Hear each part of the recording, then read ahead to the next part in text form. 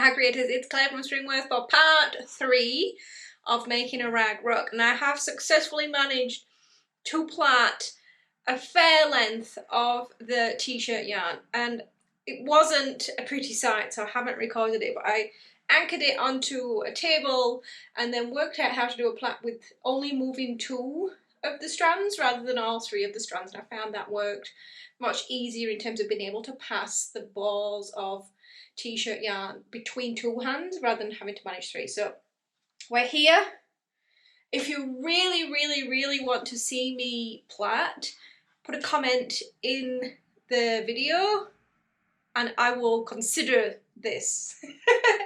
Anyway, I have also started the kind of making of the rug part, and what I'm doing here is I'm taking that inner plait and I found it still a little bit thin, as I said, so I'm wrapping 3 more strands around it as I went, so kind of just twisting them together, and the thickness of that is good, but I want to show you what has happened, so let me come a little bit closer. So it's not the neatest, and that's totally fine, but what I found is happening as I do kind of that blanket stitch is that the stitches are coming in, and what I want to be able to achieve is this, the stitch on the next loop actually coming through this stitch on the loop 1 inside it, because that's what's going to hold these 2 loops together. So if it comes kind of in here, I don't really have anything on the outside of this cordage to link the next layer to, so that really currently isn't working for me. I started the center just kind of sewing them onto each other with just a regular needle and cotton. So what I'm going to do is I'm going to take this apart, because I definitely want to start again.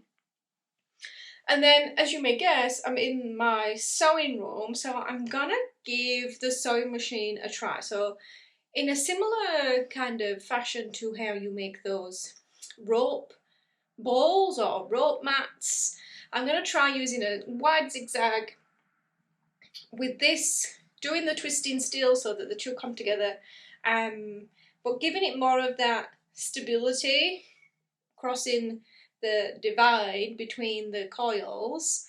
Got a jeans needle on, nice strong needle, nice sharp point, because there are actually points where it's quite thick or it's quite hard, like if I hit a seam, like there's quite a lot of layers of t-shirt potentially in particular points. So let's try this, see how this goes.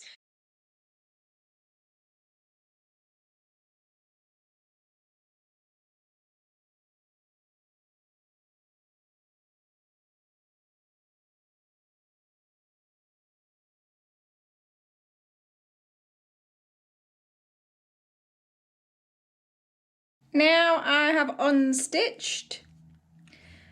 You can see that little starter stitch I put in yellow. I'm going to go in, I've got 1 ball of yarn on this side, I've got the 3 extras that I'm twisting in on this side, and I'm just going to try to stitch this. And it may not work, I may need to come up with another option, but there's only one way to find out, and this is what I'm trying today. And then let's see if we can get that under the machine.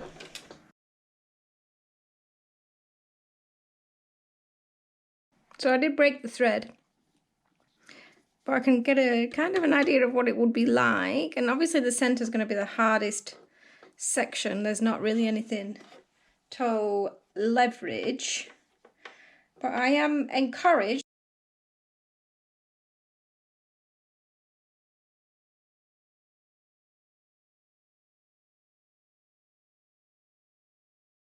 What's that thing they say about always be learning? This is kind of my first attempt, and I can see why this is not necessarily working. So there's not a clear delineation between the layers, like the collars all kind of run together, so you can't be certain that you're hitting the gap between the layers.